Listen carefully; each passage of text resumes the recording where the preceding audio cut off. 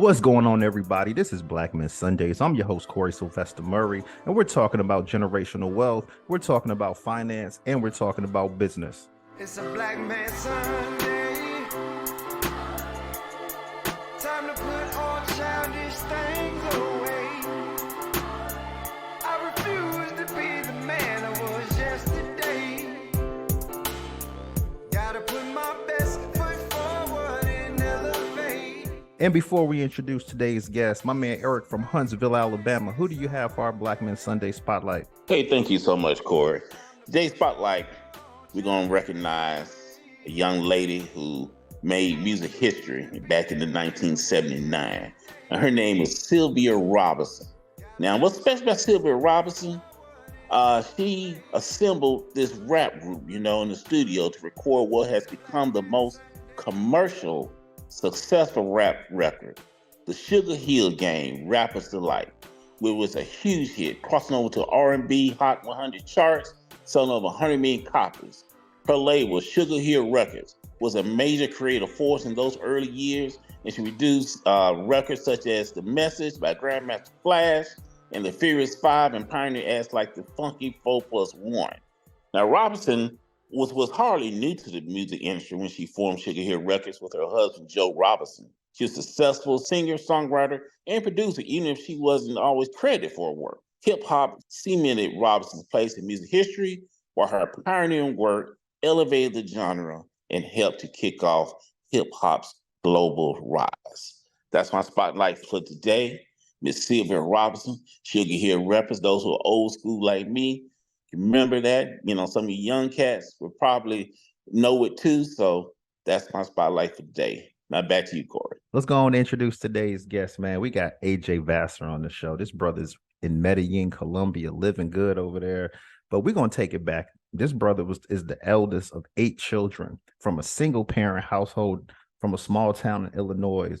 This brother ate from the trash can, y'all. This brother slept in his car. This brother's also the author of 3 books, Day Grades, Root and Rise, The Scary Growth Process of Success, FU Money, How to Afford Your Freedom. We about to have a conversation today. So without further ado, AJ Vassar, welcome to Black Men Sundays, brother. How you doing? Hey, man, I appreciate you having me on Black Men Sundays. Oh, definitely, man. So let's go on and get started right out the gates. We talk about generational wealth. We've talked about generational poverty. A lot of brothers these days have anxiety. We talked about mental health. We've had mental health experts on the show, but I want to talk about finance anxiety and how it's impacting our community. So let's go on and start with that first. So finance anxiety, I like that term because I think it's a term that a lot of people don't think about. But just like you have anxiety over everything, you definitely have anxiety over your finances, and that doesn't stop when you make it, as some people say. What's interesting is I actually went through a battle of depression when I made it because I wasn't struggling no more. Like my whole identity was built on I'm gonna do this struggle, I'm gonna make it through it, like I'm gonna do it. And when I ain't struggle no more, I lost who I was for a minute. You know what I'm saying? So I had anxiety there because it was like, well, who am I now? If I don't have that title, if I'm not that guy, then who am I? So I had to refine myself, redefine myself, and it was a lot of anxiety that came with that because like you just don't know what's around the next corner. You know what I'm saying? You don't know what to do. I remember when I owned a barbershop in Missouri, this white dude said something to me that I never forgot. And we were in a room full of black dudes. This is an all black barbershop, but I used to have sprinkled white customers. And he said, do you know the biggest advantage white men have over black men? So the whole shop stopped, like, what? And he said, think about this. He said, the biggest advantage we have over most is that we have our fathers and grandfathers to help us through the transitions of life. That has stuck with me since he said it, because nobody told me how to transition from struggling to being all right, to starting to build wealth, to starting to build generational wealth. So yeah, man, it's a lot of anxiety that we deal with because we don't have that. Looking at your book, Day Grades, you came up with the Day Grade System. Let's talk about that a little bit. So, man, I actually got that from college football. Actually, I played football at D1 school, Southeast Missouri State, and every week the coaches would grade us out. We graded every practice, right? Every practice is film. So when it came Sunday, or Saturday when we played, you ain't had to question was you playing or not. You ain't had to question if you were starting. You ain't had to question nothing. It was like, how did I grade out, right? So then I just started looking at my life once I started struggling. And I was like, well, if I start grading my film, which is what I call my days, if I start grading my days, to have a great life, I need to have great months, right? I need to have great years. I need to have great weeks. So ultimately, I need to have great days. And if I can string enough great days together, then I can be straight. And I do that by setting a standard. And then it's a simple, did I reach the standard or not? It comes down to that. If I reached it, cool. If I didn't, that's an F, right? If I reached it, it's an A. If I didn't, it's an F. And then I grade it out over a time period. So then I can look back and say, okay, how am I doing? And then the grade speaks for itself, right? Because when I was homeless, what I realized was there were a lot of days that I thought, I was like, I had a great day because I felt good. But I would look and I didn't accomplish nothing. And there were days when I felt horrible, like, this was the worst day I had, but I'd done everything I said I was going to do that day. So I started realizing my feelings are subjective. I need something that's not subjective. I need something that I could just look at and say, did I get it done? Yes, cool. If I didn't, then I need to do it. Oh, you coming at it like that? Okay. Let's keep going, man. FU money, how to afford your freedom. Let's talk about that for a little bit. Yeah, so you know what? I got the term FU money because I think I was watching the show Billions, and Buddy said, what good is FU money if you never say FU, right? And my take was like, well, I got FU money, but it's different. Like it ain't, the middle finger FU, but so the F is actually for free, right? So I don't think enough people have free you money, right? So that's the first thing I want brothers to get some free you money. Because then once you got free you money, then you put yourself in a position to where you don't have to ask for certain things. You can just go buy it, right? Like freedom is something that you afford. It's not something that you obtain. You afford your freedom, right? So that's why I started that's why I started writing the book, FU Money, because I'm like, nah, I think we got it backwards. You don't work towards financial freedom. You pay for financial freedom. So I pay for it, right? My life is set up to where I can pay for my freedom. So to pay for your freedom, you have to know a couple things. You got to know what your freedom number is. And you can't move the goalposts. I think too many of us, even when I teach people how to get to their freedom number, they start getting there and then they move the goalposts, right? They're like, well, I thought I'd be comfortable here, but if I let me get this much and then I'll be ready to be free. It's a mindset. You got to know, look, once I hit this number, I'm good. I'm free. I can afford my freedom, and then I'm ready to go. I'm ready to step out there. Definitely, man. I want to take it back. When I was introing you, I said you ate from the trash can. You're the eldest of 8 children, single parent, low income. How did eating from the trash can, how did that make your life better? That was a turning point for my success, honestly. I had my first business mentor, a guy named Dennis Vincent, rest in peace. He was the first millionaire's hand that I'd ever shaken, from a business millionaire. And black brother is one of my clients, and I thought his hand was gonna feel different for some reason. You know what I'm saying? I'm like, it's gotta be different. And he started mentoring me over the years, and he told me that, to be an entrepreneur like him, I had to learn how to sell and lead people. So I actually sold my barbershop in Missouri and moved to Atlanta to take a commission-only job. And from there, I realized real quick that, if you're in 100% commission-only job and you can't sell, you'll get skinny. You know what I'm saying? Like you'll get skinny quick. And I remember me and my cousin had started a business, and man, I made the first sale, but I didn't know this thing called invoice. You know what I'm saying? So I was ready for the shorty to pay me right then. And she was like, send me an invoice for the 15. And man, I ain't had no food. But my cousin was excited. He came and, he was like, we finna celebrate like future millionaires. And he bought some Chick-fil-A. And he was talking, man. He took a bite out of his sandwich, was talking, excited, and dropped it on the floor. And I'm a dude, so I ain't never vacuumed. So it was unsalvageable. Like the 5-second rule didn't, that wasn't even, it was done. So he took a sandwich and put it up and threw it away. And later that night, I didn't tell him that, my pride, I couldn't tell him, like, bro, I ain't got no food. I ain't got nothing. I'm struggling. And I remember, man, because we did that morning. So later on that night, I'm trying to go to sleep. I'm waking up with hunger pains. And I was like, you know, I had a brother that was still in the game in Illinois. So I was like, bruh, all it takes is a phone call. Like you can help your problem real quick. You make a phone call, you can get something delivered down here. You know what I'm saying? Like it's a lot of stuff you can do to get out of this situation. You can run back to Missouri, start cutting hair. And I remember telling myself, nah, man, you're gonna do whatever it takes. And that eating out the trash was doing whatever it takes. And I was like, yo, it's the same. You know what I'm saying? Dust it off, pray over it, eat it, and we're gonna figure it out tomorrow. And that was the turning point because that let me know that I had integrity. You know what I'm saying? I knew there was a couple ways I could make some quick dollars, but I was in it for the long haul. You know what I'm saying? I started playing the infinite game of business. And I was like, yo, I'm cool. You know what I'm saying? I'm gonna make it through it. So that's how that situation made me successful. Because it really reinforced my mindset that like, nah, we're gonna do this.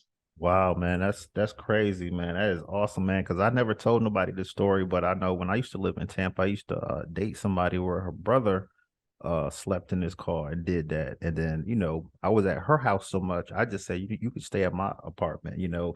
You also slept in your car, man.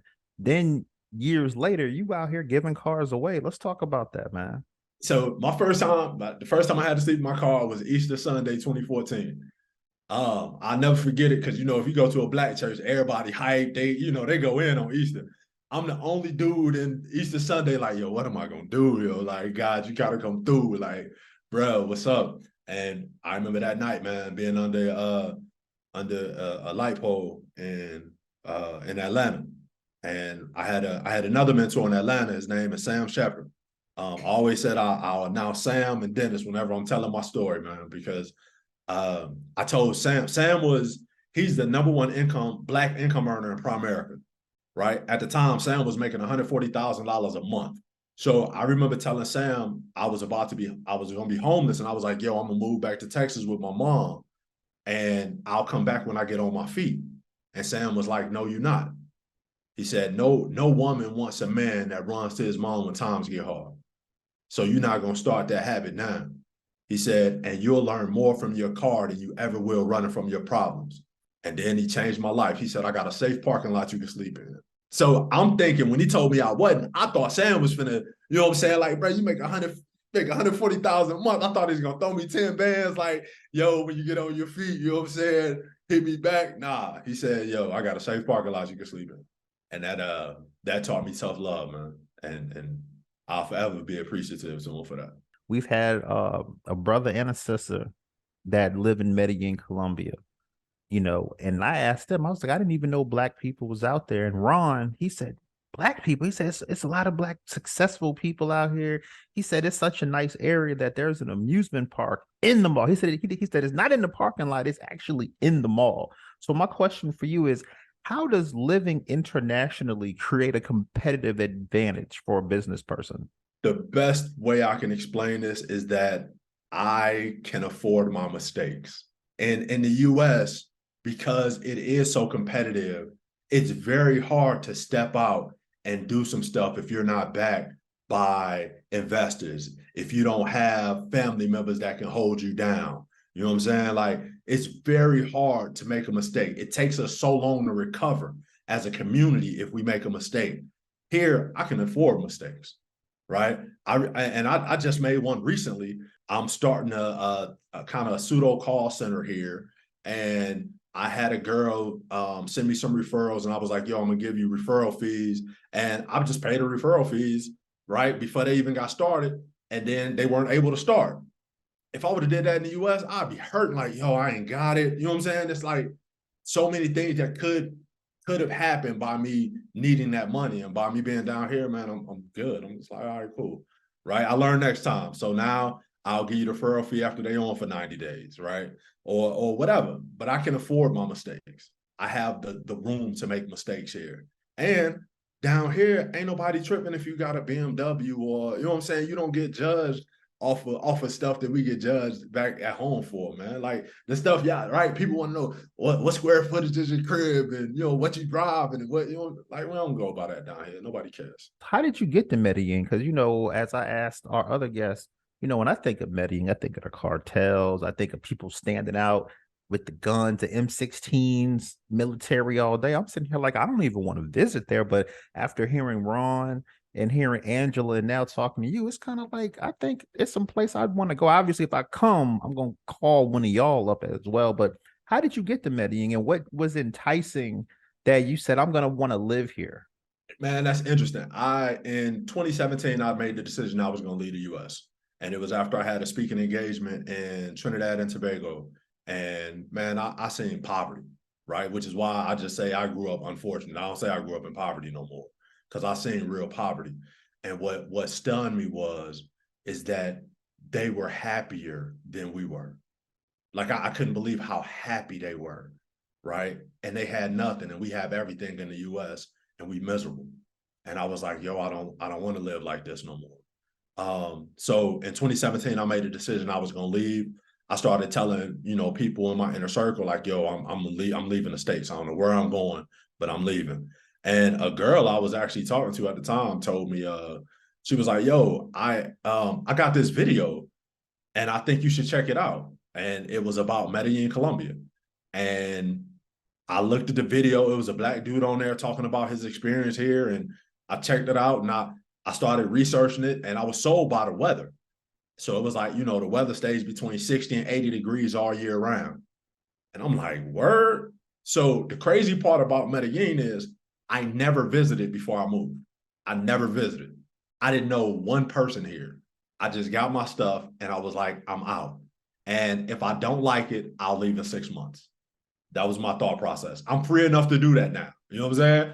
If I don't like it, I'll be going in 6 months. Cool, no harm, no foul. I've been here 5 years.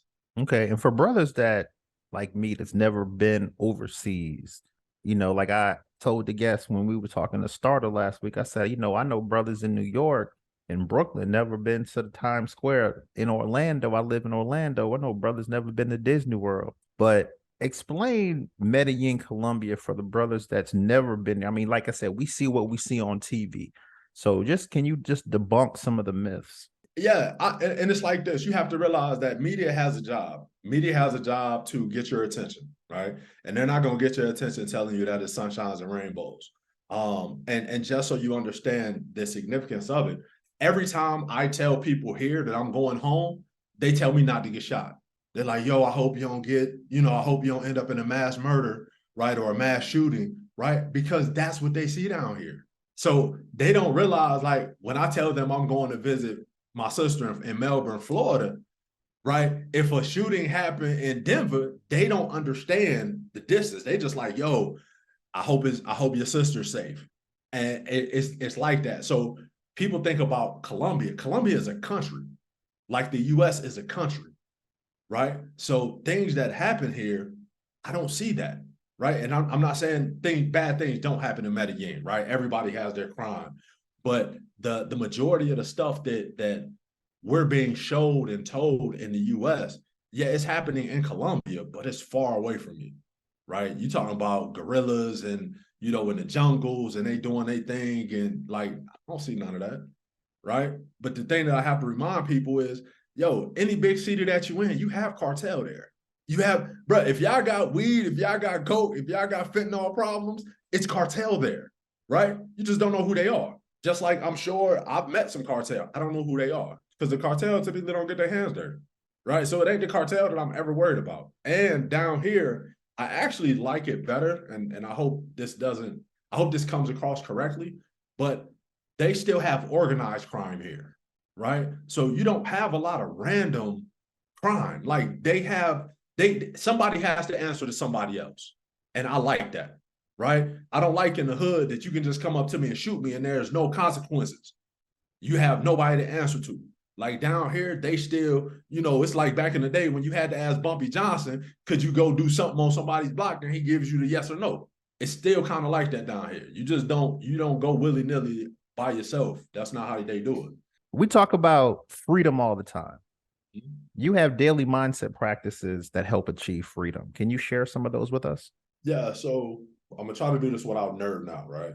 But I started studying like neuroscience, epigenetics, quantum physics, like stuff like that, because I was fascinated with how the brain works and why certain people can be free and others can't. All right. So what I started realizing is that our brain takes in about 11 million bits of information every second. But with those 11 million bits, it filters down to about 126, right? And I'm gonna prove it to you. Right now, this whole time we've been talking, nobody has been thinking about how their left big toe is feeling.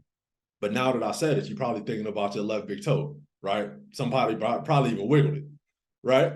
So what that lets you know is your brain is always getting information, but it's only going to allow in what you tell it is important. So until you start telling it freedom is important, not just talking about it, but saying it's important, then you're going to start seeing ways to get free, because ways to get free are all around you, right? It's just that your brain won't let you process it. So what I realize is that all of us have been programmed from birth. So the best way to change your life and to get free is to start changing your programming and to start downloading a freedom programming, because your life is just going to play out whatever the program it has, right? So and the way I teach people this, man, is like, and I'm gonna just say these jingles, and your audience can finish them for me, right? So like a good neighbor, stay form is there, right? The best part of waking up, Folgers in your cup. Like nobody set us down and taught that, but we know it, right? It's in us. And that's how it happens with most of our programming. So it comes the same with money, right? So if I said it takes money to make, people know it's money, right? Money doesn't grow on, right? People know that. Money is the root of all, right? All rich people are going to, right? 75% gonna say hell. So what I had to realize is if my programming tells me that all rich people are going to hell, then I'll sabotage my dollars to keep me out of hell. So I'll never achieve freedom, because to me, freedom is actually attached to hell. So we gotta check our programming, man. And once you check your programming, you change your life. Yeah, definitely. This Kalali, so I always got a couple questions for the guests when I get on, man. And first and foremost, thanks for being on the show, man. Yes, sir. Yeah, that last one you dropped is definitely a gem, man. People need to think about that. I had a question for you. So I got a couple questions for you. First question I wanted to ask you. So you talked about accumulating money, getting rich, you know what I'm saying, or getting wealthy. What's the difference to you between accumulating money, getting rich, getting wealthy, and then getting generational wealth? I think it's stages. Getting rich, getting wealth, and then having generational wealth is done in stages. So getting rich means that I'm secure, right?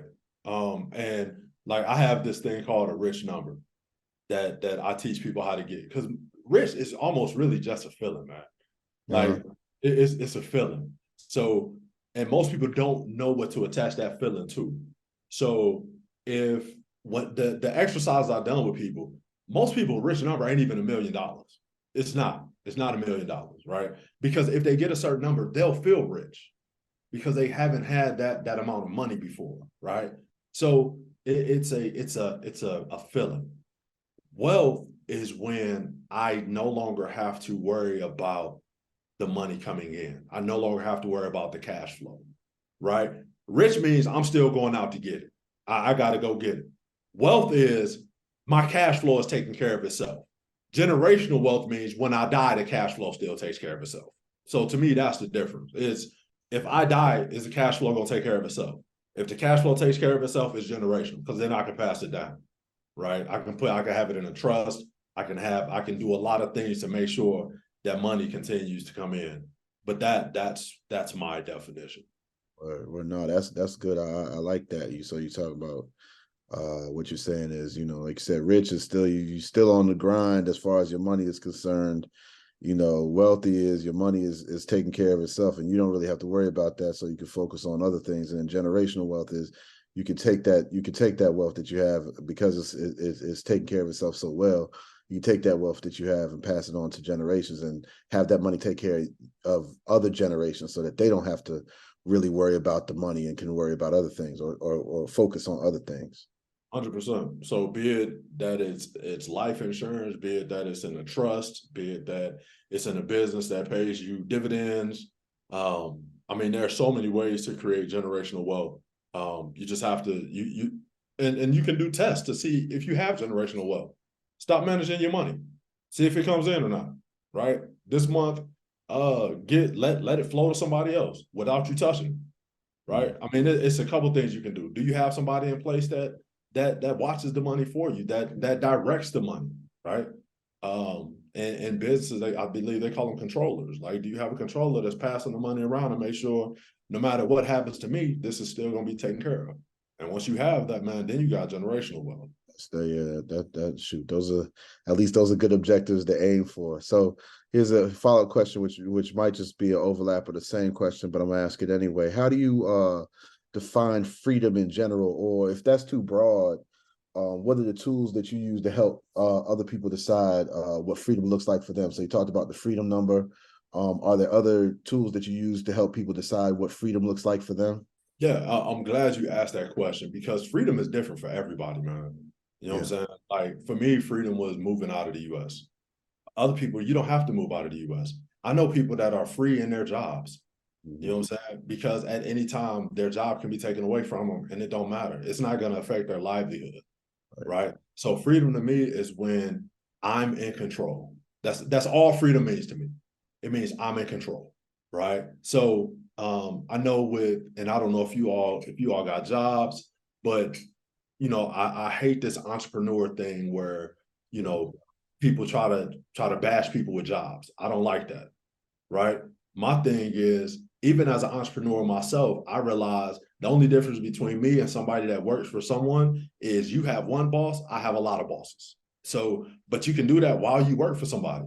You can have your main source of income, which is your one boss, and still go get bosses on the side and then eventually grow them until you have enough to where they're comparable. And then you have enough to where it's over. And right. So, I mean, I know a guy right now, he works at FedEx, been working there for almost 30 years, and he has a business that does way more than his job pays him. Right. But he loves his job. He loves his job. And because he had his job, he didn't have to eat his business in the process of growing it. Right. So, I mean, it's several ways to get to freedom. It all depends on what you want. He's free. He's freer than I am. You know what I'm saying? If we're looking at it from a financial sense, he's freer than I am. Right. So but it's all about what freedom means to you. And I think the best thing for you to do is sit down and actually write out what do I require to be free. Right. So that's the first thing I would do. I will come up with what are my guidelines for freedom? Because a lot of times we'll hit it and we don't even know we're there. We'll hit it and don't even know we're there. So yeah, you gotta write it out. You gotta write it out. Man, that's good right there. Like, you know, I think that'd be the worst thing. That's one of the worst things that can happen to a person, right? Is for them to actually be free and not know it. But think about it. It happens to us all the time. If you ever heard somebody talk about the good old days, right? Yeah. Most of the time they didn't even realize they was in the good old days when they was in them. Right. But now that they look back, they like, yo, man, that was right. I remember in college, I was complaining. I was like, man, it sucks. And now I'll be like, yo, when I was in college, son, I was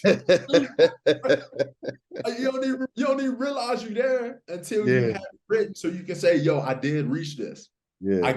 I got everything that I achieved. The problem with reaching success and reaching goals is that our brains only allow us to see the good side, right? So, case in point, when you make 7 figures, everybody like, yo, if I made 7 figures, I'd be straight. I wouldn't need nothing. I'd be good, right? Cool. Well, you hit 7 figures, but then you never thought I owe the IRS $300. Right. More money, more problems. You know what I'm saying? I got payroll now. I got, your brain never lets you see all the stuff that come with it. It just lets you see the big picture of 7. So you don't even appreciate it no more. Cause you like, man, nobody told me it was going to be like this. I got, that's kind of what me and Corie would be discussing. Cause like, it's like, I make a good amount of money, man, but it's like, the money I compare the money to like soldiers that work for, like every dollar is a soldier that's working for you, right? Yeah. So the more dollars you get, the more soldiers you got to manage. And guess what? It takes more money to manage them soldiers if you ain't managing them properly. You know what I mean? Like, yeah. Hey, and if you don't manage them properly, they will kill you. Yeah, it'll come, yeah, it'll come back to bite you big time, Yeah, man. them soldiers will come back and get you. So you got to Yeah. take care of your soldiers. Right. That's how I always that's what I always look at it like. So this is my last question for you, man. So, you talked about the obstacles you face, trying to get to where you are now, different challenges you had to go through, sleeping in the car, things like that. What is it that you think was in your mindset that just lets you focus on doing whatever it takes? Like, what lets you hold on to that whatever it takes mindset and not make that phone call that you knew you could have made? You know what I'm saying? Not do this other thing, this other hustle that would have led you down the other path. Do you think that was part of what you categorize as like reprogramming yourself to see what things are, or well, what do you think it was that allowed you, what is that mindset? It's honestly about, like, I play chess, right? Uh-huh. So you got to see 5 moves ahead. I think a lot of times we just look at the next move, right? So cool, I'm looking 5 moves ahead. So one of the things that I would do is I would ask the question, then what? If I make this call, then what? All right, cool, you get it. Now you got money, then what? But now you need more money. So you still ain't learned the lesson. So you're gonna keep making a phone call. So now you're gonna turn into that. Then what? Oh, so now you put yourself in a position where you really ain't gonna be free. You see what I'm saying? Really. So and even with going through it, it's like, then what? I gotta eat out of a garbage can. Then what? Okay, cool. I'll be good until tomorrow. Then what? Okay, I can start over. But what did I learn? You know what I'm saying? It's always like, what did I learn? And then, man, I play this game with myself, man. I always tell myself, man, if they ever do a movie on you, this is gonna make a great story. That's how I get through all my hardships. I always say, bruh, if they ever write a movie about you, go through it, because this is gonna make a great story. You know what I'm saying? Like, and that's how I live. So whatever hard thing I have to do, I'm just like, yo, if they ever decide to make a movie on AJ, they ain't gonna have to like make up too much stuff. Because you just put the real stuff in there. It's gonna be enough. Yeah, man. Appreciate you, man. Appreciate you, AJ, for sharing some time with us. That's all I got. But great conversation, though. Yeah, man. Nah, hey, freedom is there for you, bro. I'm telling you, freedom is there, right? And I'm gonna tell you, I want to leave y'all with something just so your audience, because I've been telling y'all some of my like formulas and stuff, but I want to actually show you how I come up with the rich number, right? So you can do it for yourself, so you can actually hit a target that makes sense. I have an acronym for rich, right? It stands for your relevant, interesting cash flow happiness number, right? Most of the time we pick a number that's not relevant to us. Okay. So what I want you to do is take your biggest bill for the month. It could be your mortgage. It could, right? Most people, it's their mortgage, right? Take that, multiply by 365. Let's say your mortgage is, we'll use 1750. Multiply that by 365. That's $638,750. Go after that number. You know why? Because once you hit that number, you had that number in the bank, you can pay your mortgage now for the next 30 years and you don't have to worry about it. You feel rich. Because I know for the next 30 years, I ain't got to worry. That's nowhere near $1 million. But just because I got that in the bank, I'm secure, right? Rich is just about being secure. Once I hit that, I'm good. And if your freedom number is way, way smaller than that, right? But that's how you do your rich number. You take your biggest expense, multiply by 365. That means I can pay my mortgage every day for 365. For every day of the year, I pay my mortgage, right? Which means I can now pay my mortgage for 30 years, and I never have to worry about it again. Let's talk about these retreats, man. I've been checking you out on Instagram. I see y'all eating good out there on these retreats. Let's talk about that a little bit, man. You know what, man? I wanted to give people a chance to get away and see life differently, man. I think what happens in our community is we're not exposed to what's possible, right? We don't get a chance to see people doing it. We hear about it, but we don't see it. So, man, I started putting retreats together called Vacation Lifestyle Retreats. And I actually didn't come up with the name. I started asking people, like, when you think of me, what you think about? And they was like, bro, your whole lifestyle is a vacation. Like, you go where you want, you work where you want. You be in China, South Korea, Colombia, Jamaica, like your whole life is a vacation. So I was like, yo, and the irony is that when you live a lifestyle like this, you never have to take a vacation. But I don't take vacations. I just go do life in another part of the world. Like, I don't need vacations no more. You know what I'm saying? Because my life is dope. Like, why would I ever want to vacate from my life? You know what I'm saying? To me, that's freedom. When I don't need to vacate from my life. So that's what the retreats are about, man. It's about getting people the mentality to understand that, like, you should never need to vacate from your life because your life is exactly how you want it. And just so I'm clear, that don't mean you don't get tired. You don't need to take a day off, or, you know what I'm saying? Just be like, I ain't working today. But even with that, like, I have the freedom and flexibility to do that. No, I ain't working today. Or, you know what? I feel like working by the beach today. All right, cool. In the morning, I'm jumping on a plane and I'm going to the beach. And I'm going to work from the beach for the next 7 days until I'm ready to go back. Yeah, man. The retreats are where it's at, because it gives you a chance to get out of your current circumstances and get away from all the stimuli that you've normalized, and really get into a different environment and see brothers and sisters that's down here, you know, or that's wherever you are, doing what you want to do. And it just gives you a different mentality. I mean, when people come, they like, man, the energy is different. Like, I want to be around this more. Like, how can I do this? And I think once you get that bug, man, it's hard to shake it. It's like, yo, if they can do it, I can do it. And that's really my message to people. If I can do it, you can do it. I ain't special, man. You know what I'm saying? I ate out of a garbage can. Right? I ain't nothing special about me. I just decided I was going to do it, and I did it. Yeah, nothing special about you except you studied neuroscience, epigenetics, and quantum physics on top of that. I mean, come on, man. Hey, man, people can literally go on YouTube right now and type that in and start learning. You're right. It ain't nothing special about me, bro. It's just what I do in my 24. What I do in my 24. So for brothers listening, they're like, listen, man, I kind of interested. I wouldn't mind hitting one of these retreats. So what are the qualifications? Do you have to be a CEO? Do you have to be a business owner? Like, what do you have to do to get qualified, to get selected for a retreat? The first thing I would say is that, you know, you want to live a life of freedom. That's the biggest thing. It's not about your title. You know what I'm saying? It's not about your title. It's about your mentality, right? I don't market to demographics, right? I market to dreams and aspirations. So it's about, what's your dream? What's your aspiration? If your aspiration is to want to live a vacation lifestyle, then the retreat will be for you. If having a vacation lifestyle isn't something that resonates with you, it ain't for you. Like, yeah, no, that's not for you, right? But if that resonates with you, then yeah, this is something you probably want to look into, because it's not as hard as people think, man. It's really not. And to hit your freedom number, you don't have to be a millionaire. Most people that reach that freedom number, they don't even make 6 figures.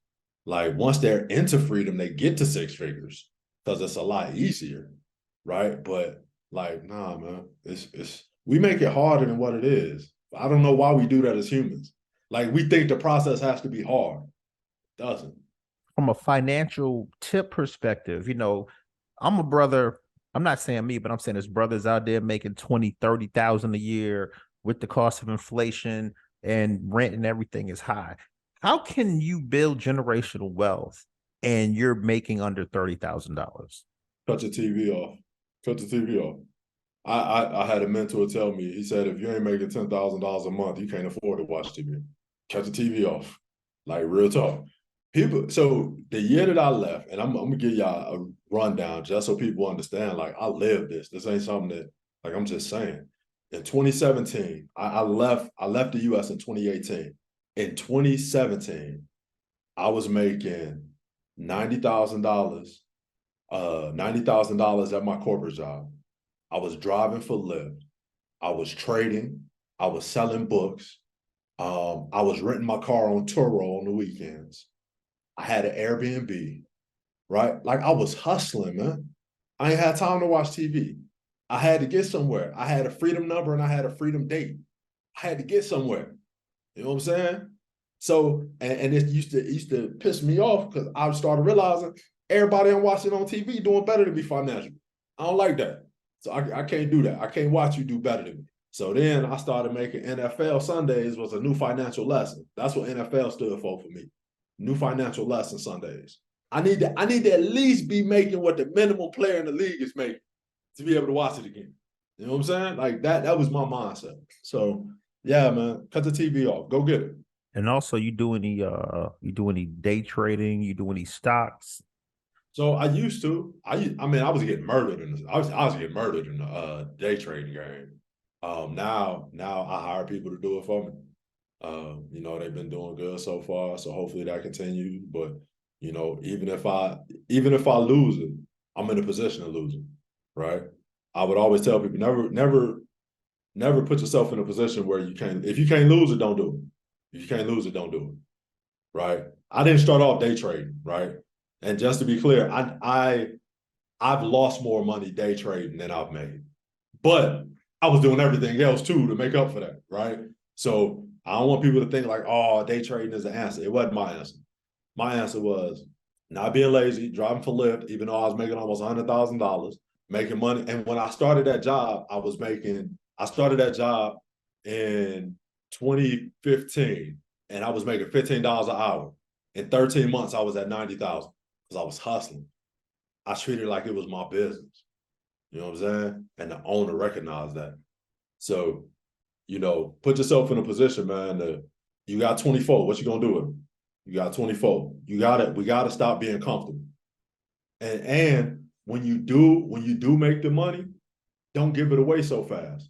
I had to buy a new car because I got into somebody hit me from behind.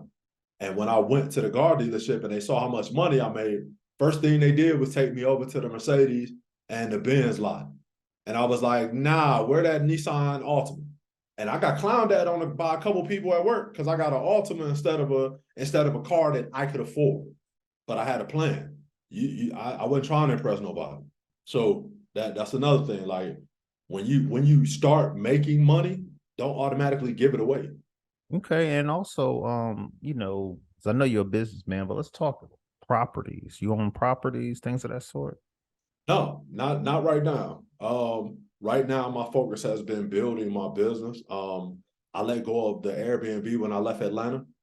And then my total focus was just on building my business and building myself. I went through a season where I had to hustle on everything to get money coming in from different sources.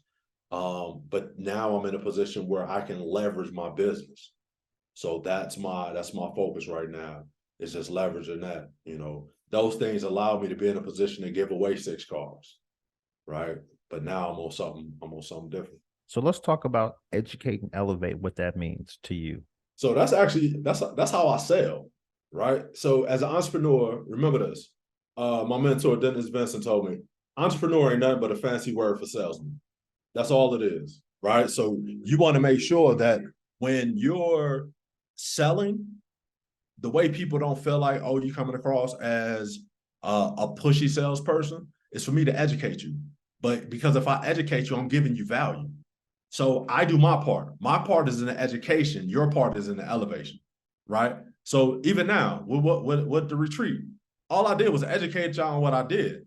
Those that say, you know what, that's for me, I want to live that, they're going to elevate.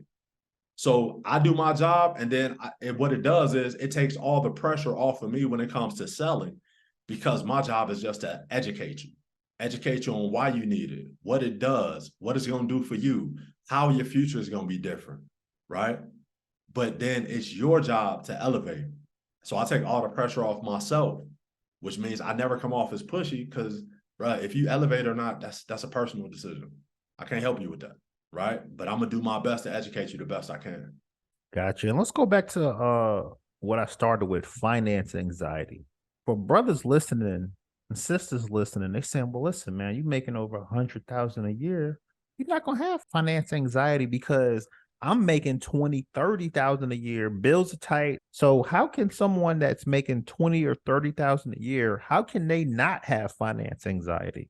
At $20,000, $30,000 person a year needs to realize they have the same anxiety as a person that made 100. And a person that makes 100, I would almost venture to say, has more financial anxiety than a person making 20 to 30. And I'm gonna tell you why. It's real simple. I've been in both places, right? And I know people in both places. The more money you make, they say it all the time, more money, more problems. But this is why that's so true. When if I'm not in control of my expenses, it's when I have anxiety. So your expenses dictate your anxiety, not how much you make. So if I make 20 to 30, but I can keep my expenses at about 10 to 12, then I can save half of my income, right? But what happens is when we get to the max, whatever we make, if our expenses are just as much as what we make, it creates anxiety. Because if at any time we lose that source of income, we got to come up with it. Now, the reason that the person that makes six figures has less anxiety than a person that makes 20 to 30 is because when I was making 20 to 30, my rent was probably only $600-700. I can typically get that from a lover. You know what I'm saying? I can get a couple people to loan me 6 or 7. When you're dealing with $4,000 a month bills, $5,000 a month bills, it's not too many people you can go through and be like, yo, can you hold me down for a couple months? I got partners now that because they kept their expenses low, they can hit me up and be like, yo, can you hold me down for a minute? And I'm like, yo, I got you, right? But if they came to me and was like, yo, I need you to hold me down $15K a month for the next 3 months, you need to have anxiety, because I'm gonna tell you, hell no. Yeah, you need anxiety, right? So the anxiety just comes with, and anxiety is kind of like how much pressure you're under at the time, right? The more your expenses are, the more anxiety you're gonna have. So they need to know it's not the money you make, it's the money that goes out that makes the anxiety. My last question I ask all our guests is: you enjoyed yourself on Black Men Sundays, brother? Yes, sir. Yeah, Yes, man, sir. we're gonna have to have you back like in a quarter or two, man, because you have some good tips. You have a great insight, and I mean, with the background you have, of course you're gonna have that insight, man, because that's one thing you're never gonna forget. I never ate from a trash can or slept in the car, but we went through a couple things, but compared to what I've seen in my community and just me and my job, it's like, man, we was all right. We were all right, Plus I had my man Kalali. I could pull up to his house Friday night. We used to play NBA live. We was good to go over there, We always had a good time and stuff. So yeah, man. So I'm glad you had a good time. AJ Vassar, thanks for coming on Black Men Sundays, bro. I'm glad you had a great experience. With that said, we out of here. Peace. Peace. It's a Black Man Sunday. Time to put on childish things.